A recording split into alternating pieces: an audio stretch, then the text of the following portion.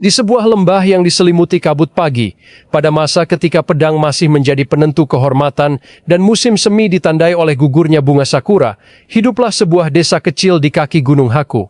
Desa itu tidak tercatat dalam kitab sejarah para daimyo, namun denyut kehidupannya mengalir tenang seperti sungai yang membelah sawah-sawah padi. Di sanalah orang-orang percaya bahwa hidup adalah perjalanan menyempurnakan diri, bukan perlombaan untuk menang. Setiap pagi, lonceng kuil tua berbunyi pelan, mengingatkan manusia bahwa waktu tidak menunggu siapapun. Di desa itu tinggal seorang pemuda bernama Akira, anak seorang pembuat topeng noh yang telah renta. Sejak kecil, Akira terbiasa melihat ayahnya duduk berjam-jam di depan balok kayu, mengukir wajah-wajah yang menampung emosi manusia, duka, amarah, ketenangan, dan harapan.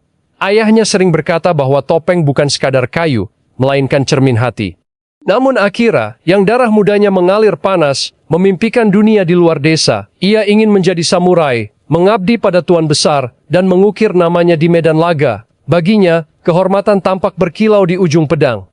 Suatu senja, ketika cahaya matahari menyentuh puncak gunung dan mewarnai langit dengan jingga pucat, Akira menyampaikan keinginannya. Sang ayah terdiam lama, tangannya berhenti mengukir. Dengan suara pelan, ia berkata bahwa jalan hidup setiap orang berbeda, tetapi setiap jalan menuntut kesabaran dan keberanian. Ia tidak melarang Akira pergi, namun memberikan sebuah topeng tua yang belum pernah dijualnya.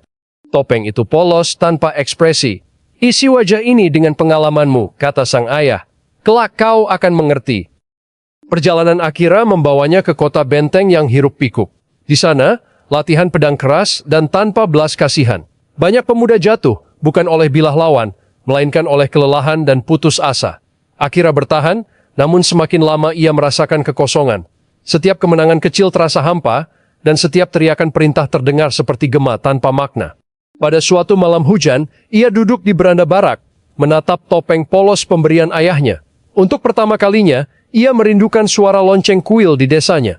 Tak lama kemudian, perang kecil pecah antara dua tuan tanah. Akira dikirim ke garis depan. Di medan berkabut, teriakan dan dentang besi bercampur dengan bau tanah basah. Di sanalah Akira melihat wajah asli manusia, ketakutan di balik keberanian, keserakahan di balik sumpah setia. Ia menyelamatkan seorang prajurit musuh yang terluka parah, seorang pria tua dengan mata lelah. Di tengah kekacauan, pria itu berbisik, pedang tidak pernah memilih siapa yang benar. Kata-kata itu menghunjam lebih dalam daripada luka apapun. Setelah pertempuran usai, Akira tidak kembali ke barak. Ia berjalan tanpa tujuan, melewati hutan dan desa-desa sunyi. Dalam pengembaraan itu, ia bertemu seorang biksu pengelana yang mengajarinya duduk diam dan mendengarkan napas. Dari sang biksu, Akira belajar bahwa kekuatan sejati lahir dari penguasaan diri. Setiap pagi mereka menyapu halaman kuil kecil, pekerjaan sederhana yang mengajarkan kerendahan hati. Di sela-sela keheningan, Akira merasakan hatinya mulai terisi. Bertahun-tahun kemudian, Akira kembali ke desanya. Ayahnya telah wafat, namun bengkel kecil itu masih berdiri, berdebu namun hangat oleh kenangan. Akira membersihkan alat-alat ukir dan mengambil balok kayu. Dengan tangan yang kini lebih tenang, ia mulai mengukir topeng polos itu. Garis-garis halus terbentuk, menciptakan wajah yang tidak tersenyum, dan tidak pula menangis wajah yang menerima.